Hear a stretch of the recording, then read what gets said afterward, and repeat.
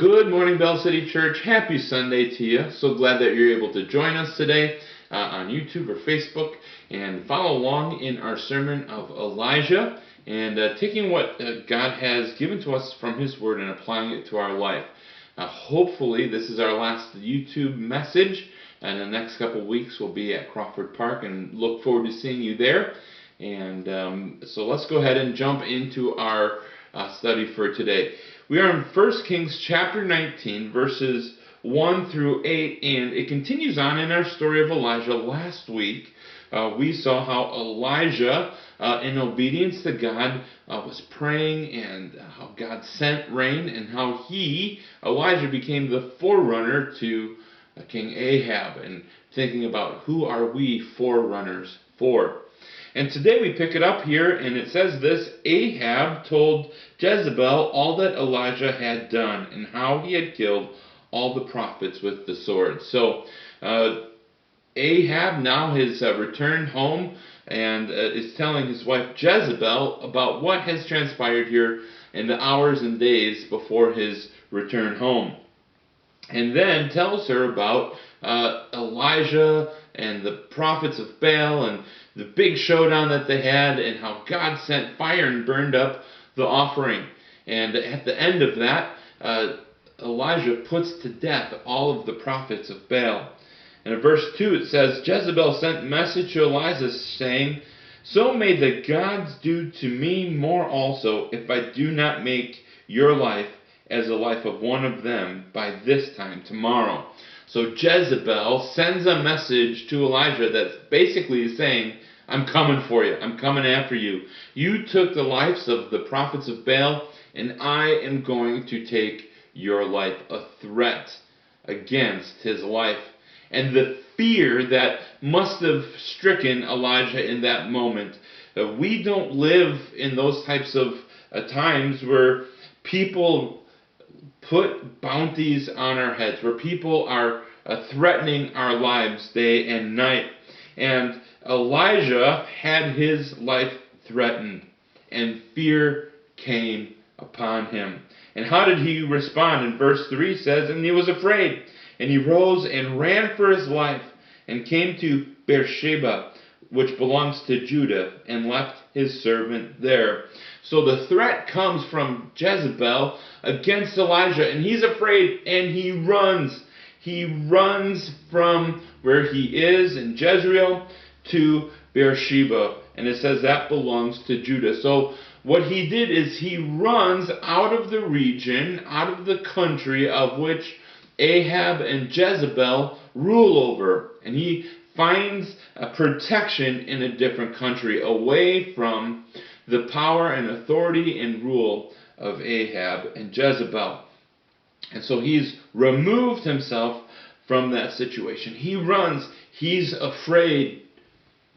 He is afraid for his life. And his focus gets off of God and what God is doing through him in that country, in the lives of those people. And he gets on to his own life, and he runs away from where he's being used by God. Fear comes into our life when our focus gets off of God, and it goes to our enemy, and it goes to ourself, and it goes to our situation. Okay? Fear comes in our life when our focus goes off of God and what He's doing in His power and His strength and His protection and His working, and it gets onto our enemy, ourself, and our situation. So thinking about Elijah, his focus goes off of God and onto who? Jezebel. Jezebel, who has threatened his life, and his focus goes onto his enemy. It goes onto his self. He is fearing for his life, his protection, and his focus goes onto his situation. I need to get out of where I am. I need to journey to a different place. I need to spare my life. And so all of a sudden, the things that God has done in his life, in the 3.5 years leading up to this, Elijah throws that aside. He forgets it. He doesn't allow those things to impact his life, his thinking, his decision-making process. He forgets the fact that God has controlled the weather for the last 3.5 years. He has kept rain from falling for 3.5 years by his miraculous power. God had kept a jar of flour and oil full for 3 years. We remember back to Elijah and the widow. For 3 years, God kept the oil from running out, the flour from running out, so that Elijah and the widow and her son could eat. He forgot the fact that God had raised the widow's son from the dead. He forgot that God had burned the sacrifice, the bull, the wood, the stones, the dust, and the water up from a pillar of fire. He forgot that he had empowered Elijah to outrun a horse for miles as he was a forerunner to Ahab. He had forgotten that at God's word, at God's command, he had sent rain after 3.5 years of drought. All of these things quickly escape Elijah as he becomes fearful against the enemy, fearful for himself, and fearful of the situation. As we think and reflect on God's work in our life, as we think and reflect on God's working and moving inside of our church, when we think and reflect on God's moving inside of our marriage, inside of our relationship, inside of His provision for us, often we become fearful when situations and people and fear for ourselves grows bigger and more predominant in our thinking than remembering what God has done for us. And then we respond in a way like Elijah, and we run away from what God is doing. Instead of grasping and leaning into what God can do through hard times in our life, through hardships and difficulties in our life, we want to run from those instead of staying where we're at and trusting God to do what only He can do. So verse 4 says, "But he himself went a day's journey into the wilderness and came and sat down under a broom tree. And he asked that he might die, saying, 'It is enough now, O Lord, take away my life, for I am no better than my fathers.'" And so in his despair, in this moment of weakness, in this shroud of fear, Elijah goes into the wilderness, leaving his servant behind, far from the country where he's supposed to be in. And he prays to God and says, "I'm done. I'm done being your servant. I'm done being used by you. I'm done. I'm putting my life on the line. I'm done being afraid. I'm done being anxious. Take my life from me." And at the end of this prayer in verse 7, it says he lay down, fell asleep under a broom tree. And behold, an angel touched him and said to him, "Arise and eat." And he looked, and behold, there was at his head a cake baked on hot stones, and a jar of water. And he ate and drank and lay down again. So Elijah, at the end of who he is, falling asleep what he is hoping is at the end of the life, an angel from God comes and touches him and wakes him. And what has God provided? He's provided a cake and a jar of water. And this isn't the cake of what we would think, but it's a cake like what the widow had made him, from bread and oil, for him to eat, for him to receive nourishment, for him to receive strength, and water there to revive him, water there to nourish him, water there to make sure that he's hydrated. And he lays down again. Verse 7, "And the angel of the Lord came again a second time and touched him and said, 'Arise and eat, for the journey is too great for you.'" And so, after again falling asleep, the angel of the Lord comes and wakes him up again.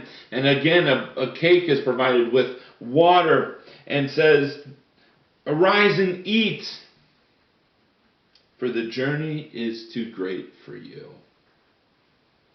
What a reminder for us. The journey is too great for us.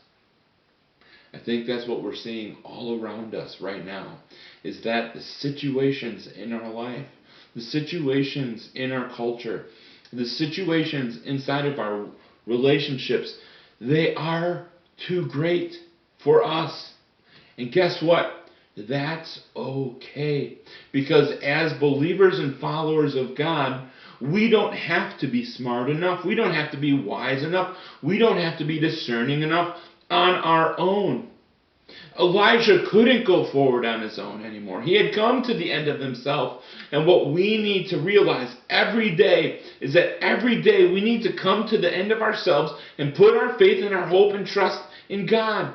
Put our wisdom, put our discernment into God, knowing that He will be faithful, knowing that He will fulfill the promises that He has given to us, knowing that the faith in Him is going to give us what we need for the day, knowing that the hope that we have in Him will not disappoint us, knowing that the peace we have in Him will sustain us, knowing that the steadfast love that He has for us will allow us to honor Him in all the things we say and do. The journey is too great for you. Because when we think that we can journey ahead on our own, we're going to find ourselves in the place that Elijah did. Fearful, anxious, overwhelmed, and overcome with what is ahead of us. But knowing that our God is going to sustain us, knowing that our God is going to provide for us. So then how do we get up and move forward? Verse 8 says, "And he arose and ate and drank, and went in the strength of that food 40 days and 40 nights to Horeb, the mount of God." So what does Elijah have? He has 2 meals. 2 meals of bread and water. And he went forward knowing that what God gave him was enough. If we were to think about, okay, we have a meal here that's supposed to sustain us for 40 days and 40 nights. What are we going to pick? Are we going to pick bread and water? Or are we going to pick like steak and potatoes and, our favorite dessert? Are we going to pick a hamburger and french fries because we know we're not going to eat again for maybe pizza with cheese and sausage and mushrooms and onions? I'm getting hungry just thinking about it. But what here does God give to Elijah? Bread and water. Because he knew that is what he needed, and he knew that was going to be enough. And so often we think about what God providing for us being enough in the world's standards. We think of God's blessing in our life, right, to be abundance. We think of God's blessing in our life to be wealth or riches. We think of God's abundance in our life to just be peaceful situations. Our lives lacking trial, our lives lacking hardships, our lives lacking disappointment. But that's not what God's blessing is in our life. God's blessing in our life is the peace that passes all understanding, is the hope that doesn't disappoint, is the steadfast love that is on our life, and the knowledge that we can have of that. So how do we move forward? We move forward by being faithful to God. That's what Elijah did. He moved forward, being faithful to what God had put in front of him. How do we move forward? By trusting that God is going to do God-sized things. That's the only way that we can move forward as a church. That's the only way we can move forward as a person following after God. That's the only way we can move forward as a culture, is trusting God to do God-sized things. Because when we trust on our own wisdom, when we trust on our own discernment, when we trust on our own abilities, we are going to fall short every single time. We're going to come up with plans that aren't good enough. We're going to be giving into our own fleshly desires. We're going to be overcome by the situations that are too big. But we move forward by trusting God to do God-sized things. And finally, we move forward living for eternity. We move forward longing for the lasting love of God that we will fully know once we are in heaven. We live for eternity knowing that the joy that we will have with Him will be enough. We live for eternity, knowing that the satisfaction and the fulfillment that we will have there in heaven with Him forever will fill us to overflowing. And so we move forward in this world and this life with these disappointments and these big trials and tribulations and things that are ahead of us that we can't overcome ourselves, knowing that we need to be faithful, knowing that God is going to do God-sized things, and knowing that we don't live for this world, but that we live for eternity. And all of those hopes and all of those dreams and all of those aspirations that we have for being loved, for being known, for being safe, will be made known when we are made in heaven with Him. All right, church. Love you. I look forward to seeing you next week. Have a great rest of your day. We'll see you soon.